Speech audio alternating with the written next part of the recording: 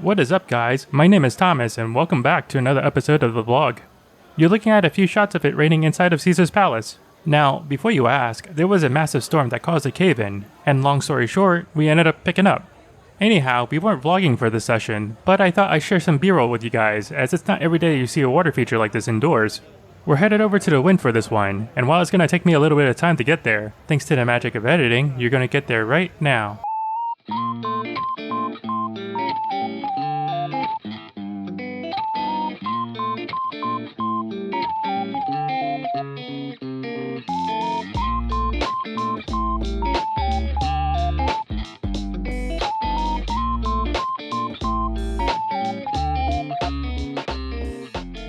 Alright guys, the story must go on, and at this point I'm pretty backlogged with content, and although this might sound bittersweet, I'm kind of relieved that this is the last session we'll be covering on this Vegas trip.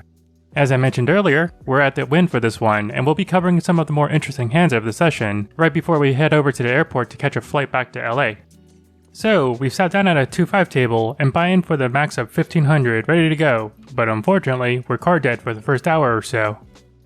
Sometimes when this happens, it's absolutely torture whenever the table is dead silent aside from the sound of chip shuffling in the background. Fortunately for us, this table was pretty friendly and talkative, and the banter and ongoing conversations were pretty lively. For this very first hand that we're covering, we look down and find pocket sixes in the small blind. Now, there are some unusual antics going on at this table, as the under the gun player had limped in thinking that they were the big blind.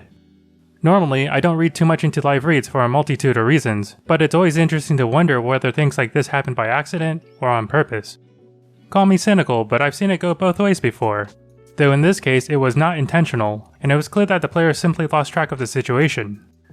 The action is now on a mid-position player who initially looked like they were about to fold, but once the limping blunder was pointed out, the player seemingly changes their mind and raises to 20 instead.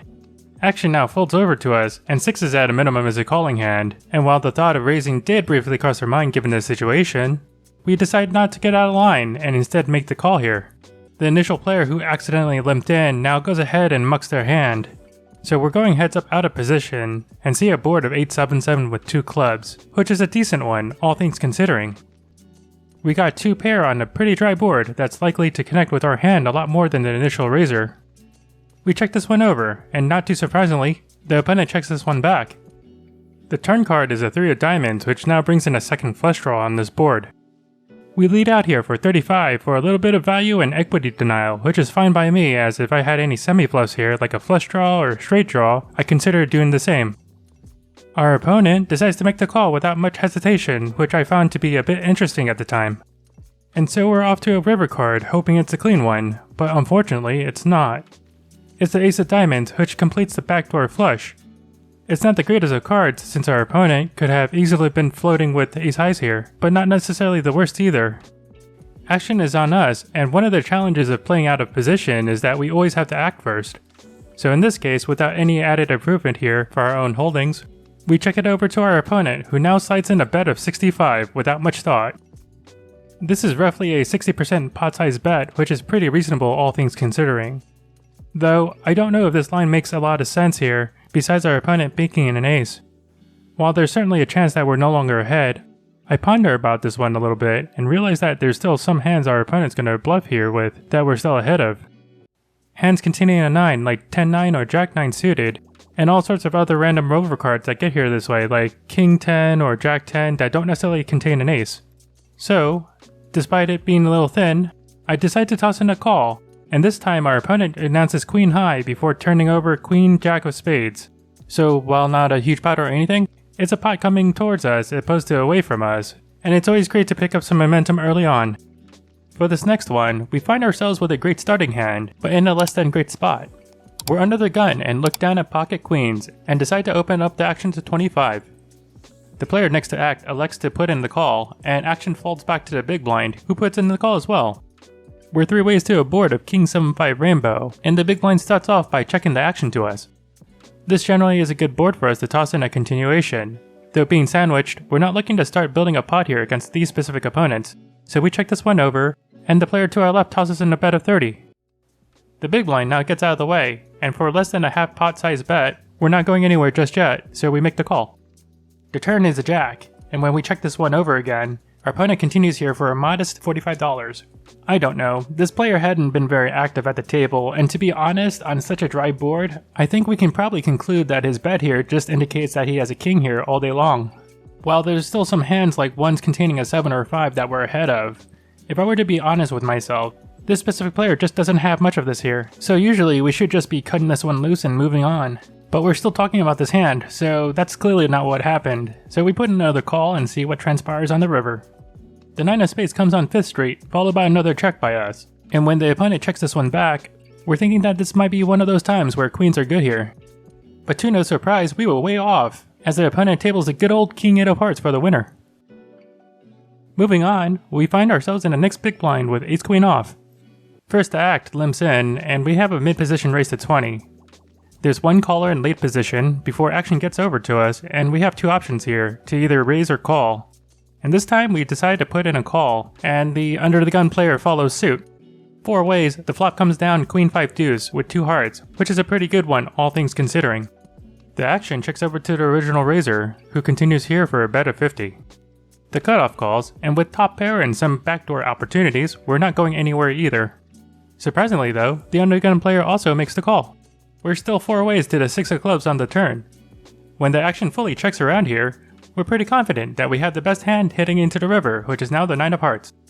Once again, action checks over to the initial raiser, who now puts in a bet of $55. The cutoff folds, and when action is on us, we're thinking this is a great opportunity to turn our hand into a bluff by raising here to 400.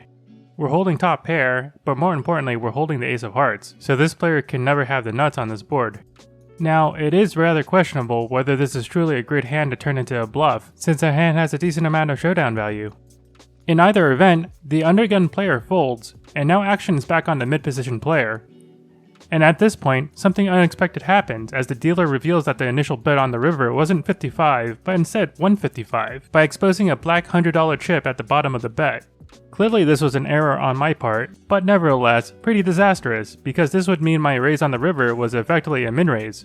And generally, that doesn't work out too well when bluffing. Anyhow, our opponent goes into the tank, albeit just for a hot moment, before tossing in a call with pocket 9s for a rivered set. I suppose one could say that I'm not too surprised here, but you live and learn from your mistakes and hopefully move on. On the theme of moving on, in this next hand, the footage starts on the flop, so we'll be covering the pre-flop action to catch you guys up. One of the mid-position players opens up the action to 15, and the player on the button calls. We're in the small blind and look down at a nice looking hand, the ace-king of spades. With the initial opener and a field caller, we're bumping this one up to 65 to go, and both players end up making the call. We're 3 ways to a flop, and one could say that the board of ace-ace-3 is pretty favorable for our hand. Although there's a flush draw on this board, this is probably one of those spots where a down bet can't be too bad. We make it 40 to go, and this sizing will garner many continues from pocket pairs and possibly non-believing face card holdings. And sure enough, both opponents call. The turn brings a pretty safe card, the 2 of spades. And while this does complete a straight for anyone with 4-5, we're not going to be too concerned about this here. It really just doesn't change too much of the texture on this board, especially in a 3-bet pot. The interesting part though is that there's still 3 players in the spot, including yours truly, so we're going to size up here to 175 for roughly a half pot size bet. If this had been heads up instead, I think the option of possibly turning this into a 2-street hand would be on the table. But 3s are crowd, and some of the opponents at this table have been pretty sticky with their holdings. This time though, we lose both of our customers, but all things considered, chips are heading in the right direction and we're always happy with that outcome. Anyhow, I think that was the last interesting hand I captured on camera, but I think the most interesting hand I played of the session was the one I played a few minutes after this. Unfortunately, I didn't capture it on camera, but stay tuned as we'll be covering that one right now. For this one, we're in the big blind and look down at the ace of diamonds, king of hearts. Most of the table had been straddling, so the straddle is on in this hand, and the action folds to the button who raises this one up to 35. The small blind flicks in the call, and we're raising this one up to 115, which in retrospect is probably on the smaller side of things given the action, but I digress. Both the straddle and button end up folding, while the small blind makes the call. The flop brings a 10, 2 6s, and 2 hearts. Curious enough, the small blind leads out here for 110, which is probably for equity denial, though there's probably several reasons to avoid doing this here. With this lead out, it's pretty clear the opponent is weighted towards pocket pairs. We have 2 overs and a backdoor flush draw, and while it's not the ace of hearts, I don't necessarily think that's too relevant here, so we make the call. The turn gets a little spicy with the 3 of hearts, and this time our opponent checks it over to us. While we certainly can opt to check behind to realize our equity on the river, I'm really not a huge fan of this into the spot. So we're going to take the initiative to bet 225 here, and this will give us two different opportunities to win this hand. We can either win it outright in case our opponent folds, and if we get called, it'll set us up for shoving the river.